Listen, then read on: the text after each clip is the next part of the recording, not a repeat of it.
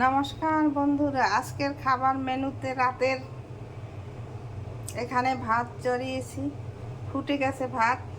এখানে আমি খাসির মাংস নিয়েছি, হলুদ মরিচ লবণ দুই চামচ করে, তেল 1 চামচ, পেঁয়াজ রসুন আদা গরম মশলা তেজপাতা, তারপরে তেল 1 টেবিল চামচ, তারপরে লবঙ্গ, আর এখানে আলু কেটে নিয়েছি।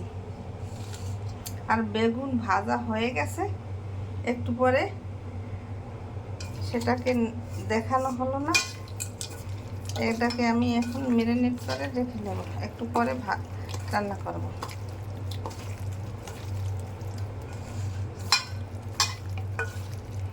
খাসির মাংস রান্না করতেছি। আপনারা এইভাবে ম্যারিনেট করে আধা ঘন্টা রেখে দেবেন, তারপর রান্না করবেন, খেতে অনেক সুস্বাদু লাগবে। একটু ভালো করে মাখতে হবে, ভালো করে না মাখলে এটা খেতে ভালো লাগবে না। আমার ইউটিউব এবং ফেসবুক চ্যানেলটা সাবস্ক্রাইব করে দেবেন, লাইক কমেন্ট শেয়ার করে পাশে থাকবেন। ধন্যবাদ।